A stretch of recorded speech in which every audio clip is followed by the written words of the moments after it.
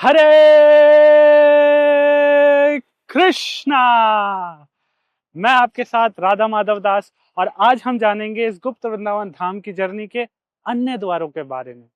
जैसा कि आप जानते हैं, हमने मयूर द्वार के बारे में समझा, तो अभी और 5 भी द्वार हैं जो कि बैक साइड में है, 2 राइट साइड में है, 2 लेफ्ट साइड में है। क्या उनका कॉन्सेप्ट है, कहाँ से हमने उनके नाम पिक किए, किस डिजाइन्स में जाएंगे, किस थीम्स में जाएंगे, सिंह द्वार है, हंस द्वार है, व्याघ्र द्वार है, हस्तनी द्वार है, वो कॉन्सेप्ट्स कहाँ से आए, नाम कहाँ से आए। तो आप मेरे साथ बने रहिए इस एपिसोड की जर्नी में और लिए चलते हैं आपको श्याम सुंदर प्रभु के साथ। आइए। हरे कृष्ण प्रभु। हरे हाँ, कृष्णा। तो हमने बहुत अच्छा व्लॉग शूट किया 1.5 घंटे का, लेकिन हमारी कृपा ऐसी रही कि उसमें आवाज ही रिकॉर्ड नहीं हुई। 1.5 घंटे हमने प्रभु के साथ बहुत सारा डिस्कशन किया, प्रभु ने अपना समय दिया और बहुत सारी डिटेल्स हमें बताई। बट किस्मत का ऐसा फेर था कि हमारे साथ वो ऑडियो नहीं रही और हम वापस से आज प्रभु के साथ समय बिताएंगे। तो हम समझेंगे मयूर द्वार भी काफी कुछ इम्प्रूवमेंट्स हुए हैं और बाकी द्वार्स को भी हम प्रभु से समझेंगे। यस प्रभु। तो ऐसे तो अपना पूरा स्टाफ इतना मेहनत करता है तो उनके मेहनत के बारे में बार बार बोले में भी कोई दिक्कत नहीं है और अच्छा ही लगता है उसको। यस। तो एनीवे अभी हम मयूर द्वार के सामने खड़े हैं। तो ये मयूर द्वार सिटी पैलेस में जो मयूर द्वार है उससे इंस्पायर्ड है। तो सिटी पैलेस में 4 दरवाजे हैं जो बहुत ही कलरफुल एंड ब्यूटीफुल तरीके से पूरा राजस्थानी आर्किटेक्चर के हिसाब से उन्होंने डिजाइन किया है। उसको मयूर द्वार बोलते हैं। तो वहाँ ये जो मयूर द्वार है ये अराउंड 23-24 फीट हाइट है। तो उससे इन्फ्लुएंस लेके हम अपना मंदिर का जो मुख्य द्वार है हम इसको मयूर द्वार के नाम से हम इसको बना रहे हैं। तो जैसे आप देख सकते हैं ये टोटल अराउंड 70 फीट हाइट होगा। इनफैक्ट अभी यहाँ से भी पूरा दिख नहीं रहा है, जब हम ऊपर जाएंगे तो और देखते हैं यहाँ जितना दिख रहा है ना, हाँ। इससे भी अराउंड 20 फीट ऊपर जाएगा। ओके, मतलब एक्चुअल जो शेप जब लेगा। एक्चुअल शेप जब कमान लेगा। छतरी इसके ऊपर भी है छोटी सी ना। हाँ, छोटी सी नहीं बड़ी है। हाँ, इसके ये जो हाइट हम देख रहे हैं हाँ। इसके पीछे और एक फ्लोर है ओके। 14 फीट का और उसके ऊपर डोम आएगा। द्वार का डोम। द्वार का डोम, द्वार के भी एक्चुअली 2 लेवल पे डोम्स हैं। एक तो इस छत पे है जहां हम देख रहे हैं वहां एक डोम है, 3 डोम्स हैं। एक तो रेक्टेंगुलर है, 2 राउंड है राउंड है। और सिलेंड्रिकल। उसके पीछे सिलिंड्रिकल और उसके पीछे फिर एक कंस्ट्रक्शन है, उसके ऊपर फिर डोम आएगा। ओ। तो 2 स्टेप में। और उसके पीछे जो मंदिर का पहला शिखर आएगा। बाय द वे, आज जो हम मयूर द्वार देख रहे हैं, तो जब हम इस लोकेशन पर आए तो हमें बिल्कुल शेप विजुअलाइज करने के लिए बहुत इजी हो गया था, बहुत एक्चुअल शेप में दिखने लगा था, तो वी थॉट कि वापस इसको कवर कर लिया जाए। तो ऑलमोस्ट कंस्ट्रक्शन कंप्लीट हो गया है। तो हम यहाँ साइड में जो टेपर्ड वॉल्स देख रहे हैं ना, ये ऊपर तक जाएगा। वो थोड़ा कंप्लीट शेप देगा। हाँ, वो बिल्कुल शेप देगा। जैसे उस तरफ ऑलमोस्ट एक लेवल, एक और फ्लोर तक कंप्लीट की हुई है। राइट, वहाँ और एक फ्लोर है, वहां भी एक फ्लोर और ऊपर जाएगा। तो ये मयूर द्वार में एटलीस्ट कंसेप्शन वाइज हमने जो प्लानिंग किया है, ये बहुत ही ग्रैंड एंट्रेंस होगा। इसमें 108 मयूर होंगे। वो मयूर भी अलग अलग तरीके के, कुछ तो मार्बल के कार्विंग्स होंगे, कुछ तो पेंटिंग्स होंगे। जैसे ट्रेडिशनली राजस्थान में आराइश का काम चलता है, राइट। और मीनाकारी तो ज्वेलरी में होता है, ऐसे ग्लास का भी एक काम होता है। तो वो सब ट्रेडिशनल आर्किटेक्चर्स जितने भी हैं, जैसे वुड कार्विंग है, स्टोन इनले है, वुड में मेटल इनले हैं, ऐसे अलग अलग जो ट्रेडिशनल फॉर्म्स हैं वो सब हम यहाँ यूज करने का कोशिश करेंगे। डेफिनेटली सब वेराइटीज तो हम यूज नहीं कर पाएंगे, बट जितना वो डिजाइन के हिसाब से जितना हो सके उतना हम यूज करेंगे। तो टोटल 108 पीकॉक्स का हम प्लान कर रहे हैं। ऐसे काउस हैं, गाय हैं और मयूर है। ये कुछ ऑस्पिशियस एनिमल्स हैं जो भगवान के साथ एसोसिएटेड हैं। तो हम भगवान की जब आरती भी करते हैं तो हम एक चामर यूज करते हैं, व्यजन यूज करते हैं जो भगवान को फैन करने के लिए यूज करते हैं। तो वो भी पीकॉक फेदर से बना हुआ रहता है। तो इवन चामर भी जो हम कर रहे हैं वो याक टेल होता है वो। तो ये मयूर द्वार है और भगवान के मुकुट में भी वो मयूर का पंख रहता है। तो we felt it will be interesting to have the मयूर द्वार भगवान का दर्शन एज करने मेन से एंट्री। पहले एज द मेन एंट्री। तो अपने मंदिर में टेम्पल हॉल के अंदर जाने के लिए 6 मेन एंट्रेंसेस हैं। तो अभी हम परिक्रमा पाथ पे जा रहे हैं। ये परिक्रमा पाथ बहुत अलग अलग तरीके से यूज होगा। जनरली जब वीकेंड्स पे या जो भी मंदिर आते हैं, मंदिर में दर्शन करने के बाद जब थोड़ा आगे चले जाते हैं, यहाँ काम चल रहा है। तो ये जो परिक्रम मार्ग है, ये बेसिकली मंदिर में दर्शन करने के बाद जो लोग हैं वो आसपास घूमने के लिए भी आ सकते हैं। और महीने में 2 बार, एक पूर्णिमा को और एक अमावस्या को स्पेशल रथ उत्सव होगा। तो अपने मंदिर में 2 रथ होंगे, एक सोने का रथ है और एक चांदी का रथ है। Of course gold plated and होगा बनाएंगे। तो हर अमावस्या को सोने का रथ होगा और हर पूर्णिमा को चांदी का रथ होगा। तो जैसे हर रोज मंदिर में तो पालकी उत्सव होता ही है शयन से पहले। एक तो शयन आरती होती है रात को 8:15 बजे, और आरती के बाद भगवान को पालकी में बिठाते हैं और उत्सव कराते हैं। तो हर रोज तो मंदिर के अंदर ही उत्सव होगा, और हर 15 दिन में, राइट, जो अमावस्या है उस दिन भगवान पालकी उत्सव में नहीं होते हुए मंदिर से बाहर आएंगे और ये परिक्रमा मार्ग में रथ में बैठ के जाएंगे। टेम्पल हॉल फ्लोर पर आप कह रहे हैं? टेम्पल हॉल के लेवल पे, राइट। हम बेसिकली 2 फ्लोर्स ऊपर हैं रोड लेवल से, 2 फ्लोर ऊपर है। टेम्पल हॉल 2nd फ्लोर में है। 2nd फ्लोर में टेम्पल के चारों तरफ एक परिक्रम मार्ग है, रेस्ड 2 फ्लोर्स ऊपर। ये मैं पहली बार सुन रहा हूँ। तो ऊपर होगा यहाँ जैसे मयूर द्वार के सामने रथ खड़ा होगा, भगवान सीधा ऑल्टर से बाहर आएंगे, रथ में बैठ जाएंगे और फिर ये परिक्रमा में आएंगे। तो ये जो पाथ है हमने काफी चौड़ा किया है इसको, जो फायर नॉर्म्स होते हैं उससे भी ज्यादा किया है, क्योंकि अपना ये यूटिलाइजेशन पॉइंट ऑफ व्यू से। तो भगवान रथ में खड़े हो जाएंगे। अच्छा, ये भी है, अमावस्या का दिन चांद नहीं रहता, राइट, तो कोई रोशनी नहीं है, तो सोना अपने आप में चमकता है, तो उसको आउटसाइड सोर्स नहीं चाहिए ऐसे। तो उस दिन सोने का रथ होगा, और पूर्णिमा का दिन जब पूरा चांद है तब सिल्वर रथ है, सिल्वर मूनलाइट से शाइन करता है। तो उस दिन सिल्वर रथ है। तो ऐसे हमने प्लान किया है, और भगवान रथ में बैठेंगे और उसके आगे कीर्तन चलता रहेगा। डिवोटी सब कीर्तन भजन करते हुए अपने हाथों से रथ को खींचते हुए आएंगे। और ये जो बाकी जो द्वार है, 5 द्वार हैं, इन द्वारों के पास जो गेस्ट्स हैं उस दिन, जो अपने बहुत सारे डोनर्स हैं जिन्होंने मदद किया है ये मंदिर का निर्माण करने के लिए, तो उस दिन जिनका भी बर्थडे है, अपने बच्चों का बर्थडे है, एनिवर्सरी है, या माता पिता का जन्मदिन है, उस दिन वो अपने फैमिलीज के साथ आएंगे और वो द्वार पे खड़े होंगे पूजा सामग्री के साथ।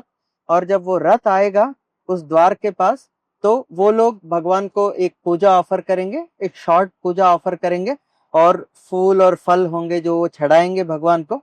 फिर वो कीर्तन में ज्वाइन करेंगे अगले गेट के पास। तो जैसे जब रथ यात्रा होती है, तो जब हम MI रोड में या सिटी के अंदर जब हम रथ यात्रा करते हैं, तो सब दुकान वाले अपने आरती प्लेट्स के साथ रथ की पूजा करते हैं। और वो दुकान में जैसे लस्सी वाला है तो वो लस्सी लेके आता है भगवान को चढ़ाने के लिए। वही मूड को कंटिन्यू करते हुए हमने यहाँ ऐसे अरेंजमेंट किया है, डोनर्स को गेट के पास खड़े हो जाएंगे और आरती करके फिर आगे बढ़ेंगे। तो प्रभु अभी जैसे देख पा रहे हैं, अदर जो डोर्स हैं वो रिलेटिवली थोड़े छोटे हैं।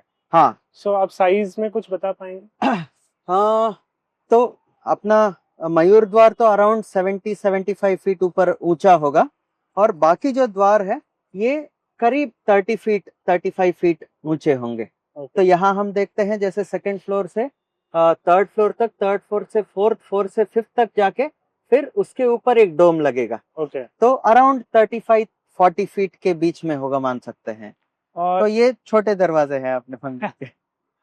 और इनमें भी कुछ अलग, जैसे आपने बोला जो भगवान के साथ एसोसिएटेड अदर स्पीसीज हैं, राइट। जैसे मयूर है या फिर, तो मेन तो मयूर है, मयूर द्वार है, क्योंकि वो भगवान का डायरेक्ट रिलेशन में, इन द सेंस भगवान अपने मुकुट में भी मयूर का पंख रखते हैं, तो वो मयूर द्वार है। और मयूर द्वार के बिल्कुल पीछे जो गर्भगृह है उसके पीछे बैक साइड, हाँ बैक साइड हंस द्वार होगा। अभी हम जब जाएंगे तो वो भी मिल जाएगा हमें।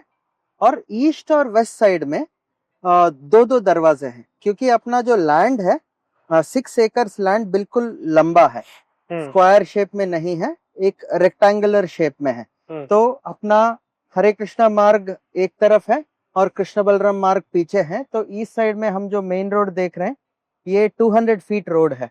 तो ये काफी लंबा बिल्डिंग है। तो साइड में हमें ज्यादा जगह मिल रहा है, अपना टेम्पल भी लॉन्ग है। तो ईस्ट साइड और वेस्ट साइड में 4 डोर्स है, 2 ईस्ट साइड में, 2 वेस्ट साइड में। और जगन्नाथपुरी में यस मींस ये नॉर्थ जा रहा है, वो ईस्ट जा रहा है, ये वेस्ट जा रहा है। हाँ, थोड़ा सा टिल्टेड है।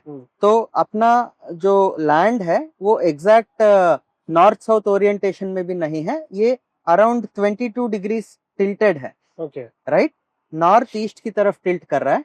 तो वो टिल्ट के वजह से क्या हो रहा है, अपना पूरा वो टिल्ट जो है नॉर्थ वेस्ट की तरफ टिल्ट हो रहा है, वेस्ट की तरफ टिल्टेड है।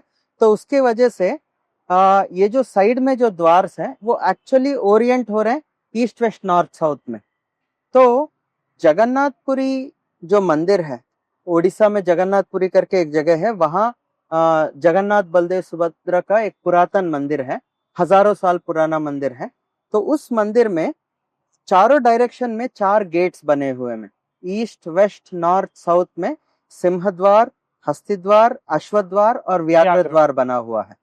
तो वहां से इंस्पिरेशन लेते हुए हमारे जो ईस्ट और वेस्ट में जो 4 दरवाजे हैं इनको हम सिंह द्वार, हस्ती द्वार, अश्व द्वार और व्याघ्र द्वार में डिजाइन कर रहे हैं। और ये द्वार में भी हम देखते हैं कि तो थीम भी उनका सिमिलर होने वाला। हाँ, तो वो जो दरवाजा है उसमें कुछ कार्विंग्स हैं, या गेट के सामने कुछ एलिफेंट जैसा कुछ आएगा। जैसे अपने भागवत में जो थीम्स हैं, भागवत में जो लीलाएं हैं भगवान के और भगवान के भक्तों का, उस एनिमल से रिलेटेड, तो वो उस दरवाजे में आएगा। जैसे सिंह द्वार में फॉर एग्जाम्पल जैसे नरसिंह देव जी का लीला है, तो नरसिंह देव का लीला उसमें रिप्रेजेंट होगा। और जो गज द्वार है या हस्ती द्वार है उसमें हाथी है, जैसे देवता है जैसे गणेश जी हैं, तो उनका भी एक प्रतिमा आएगी। वो गजेंद्र मोक्ष और एक लीला है जहाँ एक हाथी के शरीर में होते हुए भी भगवान के जो भक्त हैं अपने अंतिम समय में भगवान का स्मरण करते हैं। और भगवान, ऐसे जनरली बोला जाता है, सिर्फ मानव जीवन में हम भगवान का नाम स्मरण कर सकते हैं, भगवान का ध्यान कर सकते हैं, मगर भगवान इतने दयालु हैं कि अगर उनके भक्त एक हाथी के या कोई भी दूसरे शरीर में भी है तो भी वहां से अगर वो प्रार्थना करेंगे तो भगवान उसको एड्रेस करेंगे, एक्सेप्ट करेंगे। तो गजेंद्र मोक्ष करके एक लीला आती है भगवान की जो एलिफेंट से रिलेटेड है।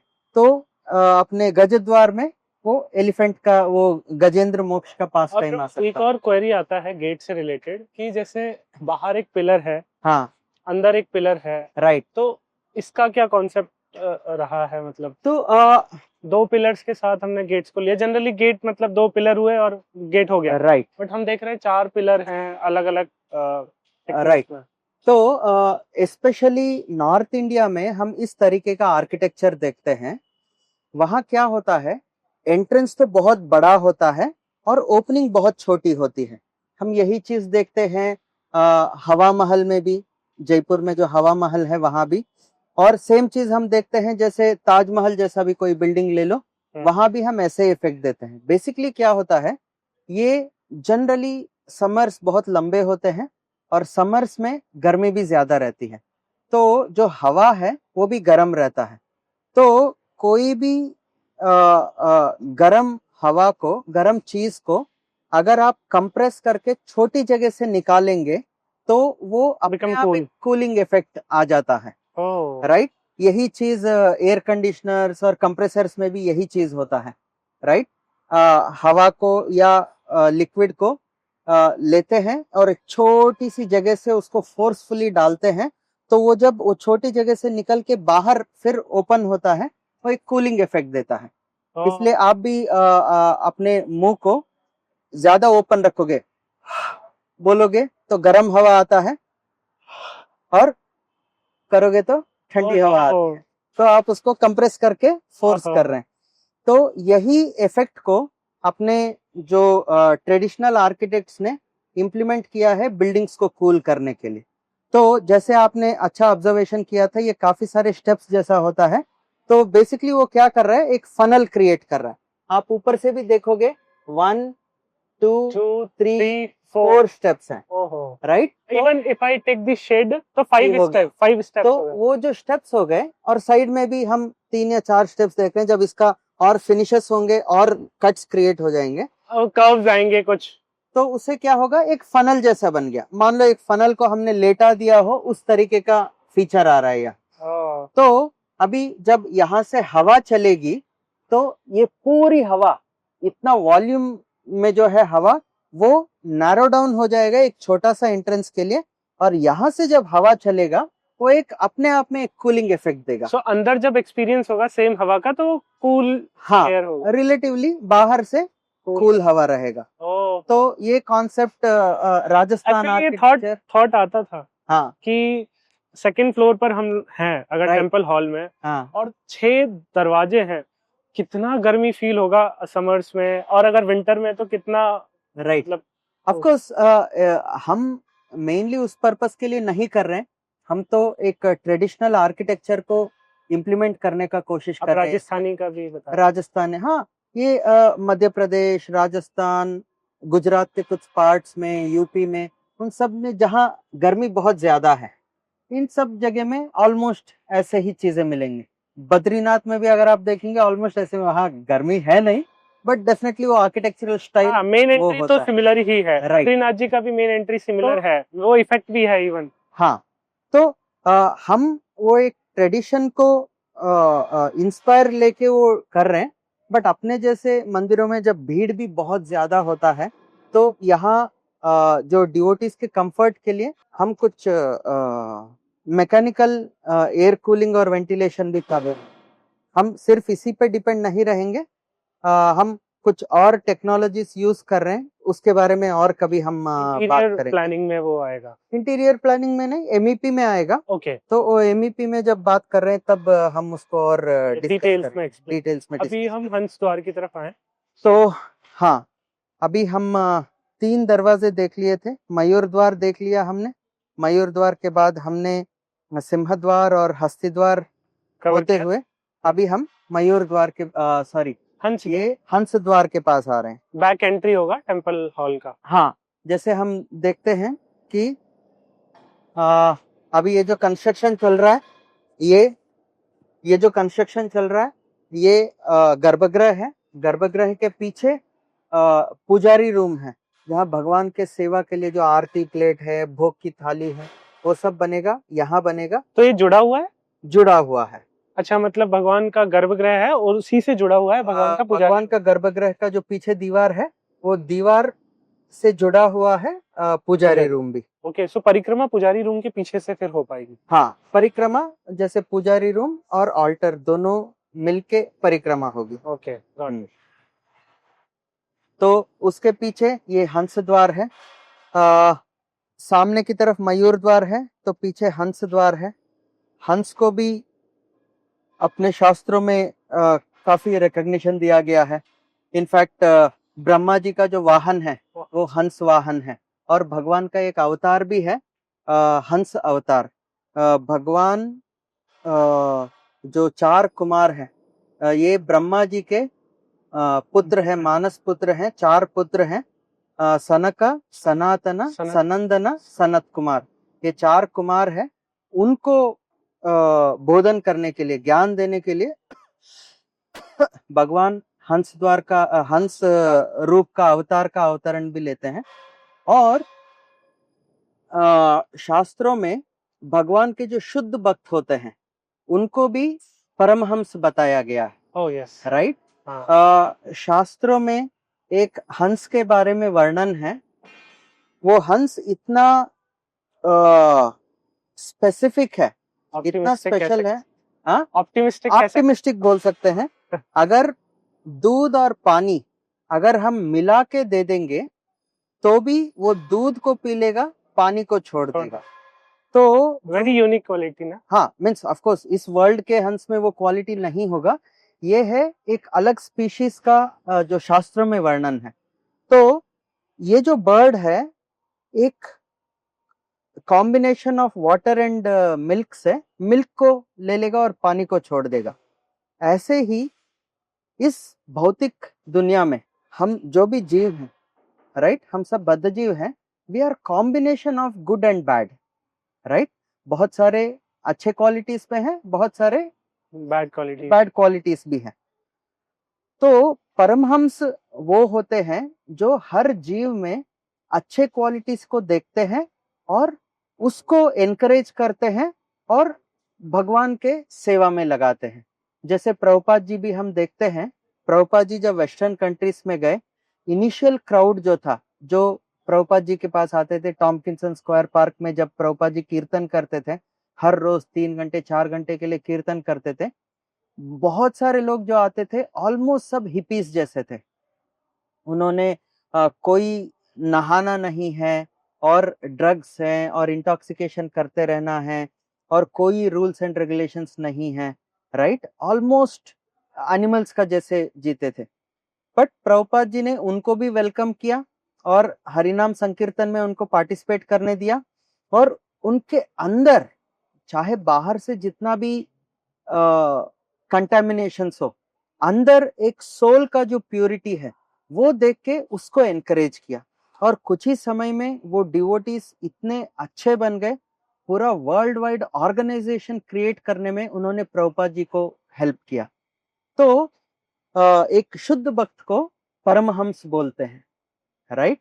तो दिस द्वार will be a dedication to those pure devotees जो परमहंस हैं। तो ये हंस द्वार है। So we want to try to use each and every aspect of the temple to create that educational experience. तो जब परिक्रमा करके कोई यहाँ आएगा तो वो द्वार देखेगा और एक QR कोड लगा रहेगा, कोई उसको स्कैन करेगा तो उस द्वार के बारे में इंफॉर्मेशन आएगा कि उसका थीम क्या है, उसका बेसिस क्या है। And we try to create an educational opportunity, उनको परमहंस के बारे में बताना। तो ये हंस द्वार हो गया। अभी मुझे कैसे फीलिंग आ रहा है कि हमारे एक फ्रेंड है दीपक जी करके, तो he is a tourist guide, बहुत एक्सपीरियंस पर्सन है। ओके। तो जो रॉयल फैमिली का जितना भी डेलीगेट्स आते हैं या फिर अदर जो गवर्नमेंट ऑफिशियल्स आते हैं, right, so he make them visit to Jaipur, he is dedicated for Jaipur. तो जब वो डिटेल्स बताते हैं ना तो थोड़ा सा एक एक्साइटमेंट आता है, आप चीजों को इतना डिटेल में समझते हो। तो मैं वो चीज को विजुअलाइज कर रहा था कि इफ समवन कम्स हियर, मतलब जैसे टेंपल इनॉग्रेट होता है, राइट, और अगर लोग आते हैं यहाँ पर, जब उनको डिटेल्स मिलती है कि एक एक द्वार को किस कॉन्सेप्ट पर बनाया है, राइट, क्या क्या साइंटिफिक डिटेल्स हैं, क्या कंस्ट्रक्शन जो कंस्ट्रक्शन वाइज सिविल की डिटेल्स हैं, स्क्रिप्चरल क्या डिटेल्स है, तो पर्सन को और डेप्थ पता लगती है उस कॉन्सेप्ट की। और हमारे लिए भी ना ये एक बहुत इम्पोर्टेंट एस्पेक्ट हो जाता है कि हम मंदिर का जो हर एक एक्टिविटी है उसको not only as a faith but as a science उसको ले, राइट। अपना वैदिक हिस्ट्री इतना स्ट्रांग है, इतना प्योर है, इतना इंटेलेक्चुअल है हर एक डिजाइन जो अपने एंसेस्टर्स ने डिजाइन किया है, एक वेरी साइंटिफिकली इवन उन्होंने हम साउथ के टेम्पल्स को अगर देखें सब तो scientifically right they can be explain. हाँ, तो हर मंदिर में कुछ ना कुछ स्पेशलिटी है। तो इसलिए जब राम मंदिर बनाया था, इसरो के साइंटिस्ट से उन्होंने एक वो सूर्य तिलक कॉन्सेप्ट बनाया था करेक्ट कि करेक्ट। राम नवमी के दिन एक पर्टिकुलर टाइम में भगवान के माथे पे सूर्य का किरण आके लगते हैं, वो सूर्य तिलक बनता है। तो ऐसे अगर साउथ इंडिया में एक टेम्पल है, वहाँ एक पर्टिकुलर दिन जब सनराइज होता है तो मेन राजगोपुरम बोलते हैं, जो मेन शिखर होता है, उसमें 3 ऐसे कटआउट्स उन्होंने बनाया है कि भगवान के चरण पे और भगवान के माथे पे या भगवान के नाभि में वो सनलाइट एक पर्टिकुलर टाइम में वो रिफ्लेक्ट होता है। वो एक स्पेशल डे है। तो उस तरीके से उन लोगों ने किया है और वही चीज हम उसको प्रोटेक्ट करके लाने का कोशिश कर रहे हैं। तो ये जो दो साइड है वेस्ट और तो अभी हम वेस्ट साइड में आ गए हैं। तो वेस्ट साइड अपना कृष्ण बलराम मार्ग है। तो ये 100 फीट रोड है। तो यहाँ 2 एंट्रेंसेस हैं। अभी हम जहाँ से पास हुए वो अश्व द्वार है और अभी हम व्याघ्र द्वार की तरफ चल रहे हैं। व्याघ्र मतलब टाइगर। अगेन जैसे दुर्गा जी हैं, दुर्गा जी का एक फॉर्म है चामुंडेश्वरी, चामुंडी है। वो चामुंडी एक टाइगर पे बैठ के आते हैं। So that can be the theme. और एक कृष्ण के एक लीला भी आती है बहुला के नाम से। बहुला एक गाय थी, राइट। तो वृंदावन में जाएंगे तो जो 12 वन है, 12 फॉरेस्ट हैं, उसमें एक बहुला वन करके भी है। तो बहुला वन इतना प्योर है कि वहाँ एक शेर भी उसका जो नेचर चेंज हो जाता है, राइट। एक भूखा शेर था, वो एक गाय को अटैक करता है गाय को खाने के लिए, राइट, क्योंकि वो भूखा है। मगर वो गाय रिक्वेस्ट करती है कि मेरा छोटा बछड़ा है, मुझे उसको दूध दे के आना है, मैं वापस आ जाऊंगी उसको दूध दे के, फिर तुम मुझे खा सकते हो। तो पहले तो वो शेर एक्सेप्ट नहीं करता, फिर बहुत रिक्वेस्ट करने के बाद वो शेर मान जाता है, एक रिस्क लेता है। ठीक है, देखते हैं, मैं तुम्हें अभी जाने देता हूँ। तो बहुला जाती है, दूध देने के बाद वो वापस आती है और अपने आप को ऑफर करती है, क्योंकि उन्होंने एक प्रॉमिस किया था। तो ये देखते हुए वो शेर का मन भी, टाइगर का जो मन है वो भी चेंज हो जाता है और वो बोलता है नहीं नहीं, मैं तुम्हें नहीं खाऊंगा, आप छोड़ दो। तो कृष्णा ये ऑब्जर्व करते हैं और कृष्ण भगवान का आशीर्वाद वो टाइगर को मिलता है। तो एक बहुत ही इम्पोर्टेंट वैल्यू ये स्टोरी क्रिएट करता है। एनिमल्स को भी कुछ प्रिंसिपल्स होते हैं, तो एज अ ह्यूमन बीइंग्स हमें भी प्रिंसिपल्ड होना चाहिए। तो बच्चों के लिए स्पेशली एक कहानी के द्वारा एक बहुत ही इम्पोर्टेंट वैल्यू क्रिएट कर रहा है। तो that can be part of the executing that Leela, right. और चैतन्य महाप्रभु जब झारखंड के फॉरेस्ट में भी जाते हैं तो वो टाइगर्स को भी हरिनाम करवाते हैं। सो ऐसे सब जो लीलाएं हैं that can become part of the व्याघ्र द्वार। तो अभी आगे थोड़ा रास्ता बंद है तो हम अंदर से जा रहे हैं, तो वहां से कंटिन्यू होके आएंगे, फिर हम मयूर द्वार के पास आ जाएंगे। Thank you so much bro. अब हम आपसे और भी डिटेल्स जानेंगे अगले एपिसोड में। जो भी सैंपल्स तैयार हुए हैं उसके बारे में डिटेल्स जानेंगे, जो भी मटेरियल अभी यूज कर रहे हैं, मशीन्स यूज कर रहे हैं, डेफिनेटली हमें शिखर कवर करने की बारे में तीव्र इच्छा है। तो thank you so much. Hare Krishna. In fact अभी हम जो टेम्पल हॉल में हैं, इसी में अराउंड 10 एक्टिविटीज हैं जिनको और डिटेल में समझना जरूरी है। तो मे बी फ्यूचर एपिसोड्स में हम टेम्पल हॉल का हर एक एक्टिविटी के बारे में भी हम डिस्कस करें। हरे कृष्ण।